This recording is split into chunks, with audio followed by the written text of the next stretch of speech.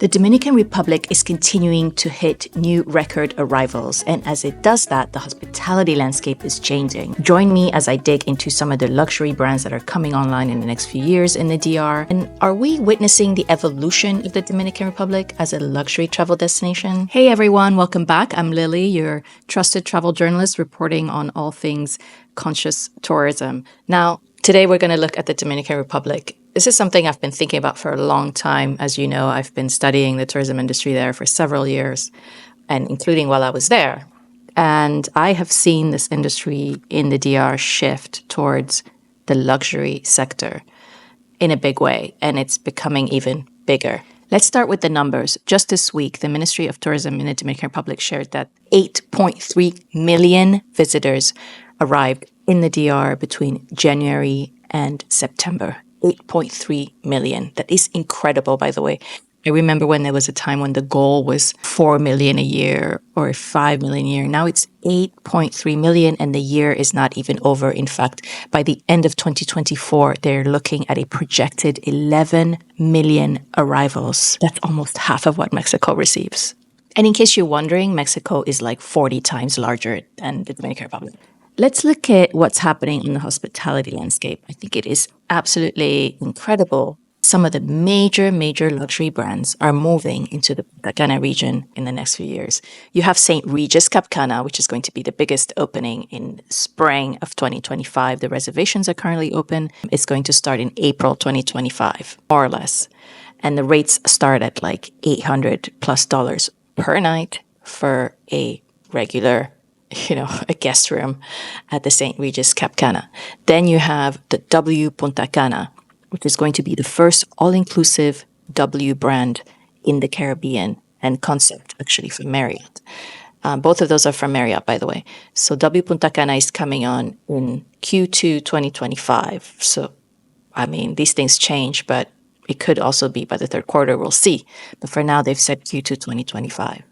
Then you have openings that are coming in Miches, which is north of Punta Cana on the highway. Miches used to be this totally undeveloped virgin beach area, coastline and small town. In fact, I made a point of going up to Miches before the hotel showed up. I remember at the time it was Club Med that was announcing that they were going to build on Playa Esmeralda, just like this stunning golden beach with super turquoise water. It's not like tranquil waters because it's the Atlantic up there, but it's still really beautiful. And I remember thinking I must get there before these hotels take over. And sure enough, with the Club Med, several others have showed up.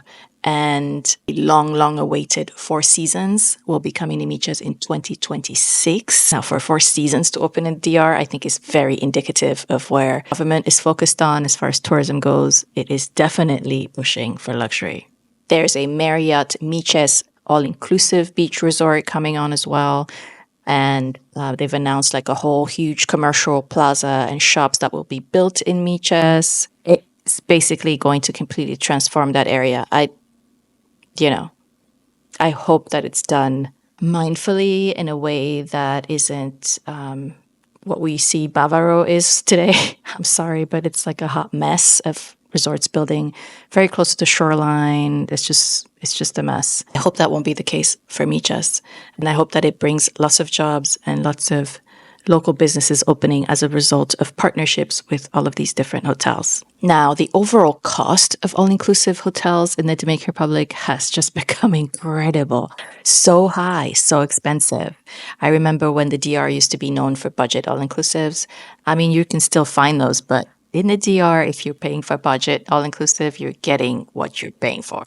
And it's not going to be nice, and you're going to absolutely hate life as you know it, as you drink really watered down drinks, a terrible service, and just, don't do it. But the thing is that the gap has gotten a lot bigger. So if you really want to have a really nice stay in an all-inclusive resort in Punta Cana, Puerto Plata is still okay, but in Punta Cana especially, you need to be paying big bucks. Look at these fares. The Hyatt Zilara Cap Cana is at least $1,000 a night. This is for an average weekend in February 2025. Secrets Cap Cana, 900 plus per night. TRS Cap Cana, at least 500 and up. Club Med, 500 and up. It's not cheap anymore. And so I really think that it's heading that way. And we know that there are more luxury resorts opening up, even from Grupo Punta Cana, which is a very well-established brand, Dominican owned in the DR. They also own the international airport in Punta Cana. And they're also pushing it, they're going to co-manage the W Punta Cana, and then they're also opening another resort in the next few years. There's going to be a luxury brand. So it's really changing. And I think that it's indicative of where the DR is aiming to go as far as tourism goes. Tourism represents about 11% of the Dominican Republic's GDP. So we're talking a substantial amount that is going to be coming online, and a substantial amount of tourism revenue that is coming into the country. And I don't know if that's indicative also of where the cost of living is going in the DR. I think so. But that is something you want to definitely keep in mind if you're traveling there, if you're a luxury head.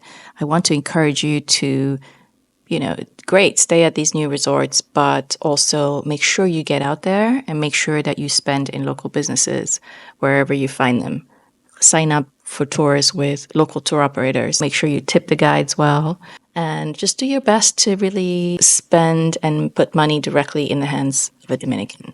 That is my advice. Let me know what you think. I mean, is the DR becoming the next Caribbean luxury travel destination? Obviously, there are lots of lodges, eco-lodges, small guest houses that continue to exist, which I focused on a lot in the last few years. So if you want those, they definitely are out there, and I encourage you to seek them out. But I think that, unfortunately, they're going to have a tougher time marketing themselves because there's so much push now from the government for luxury resorts. If you enjoyed this video and would love more tourism news updates, let me know, like, and subscribe. Thanks, guys, and I'll see you next time.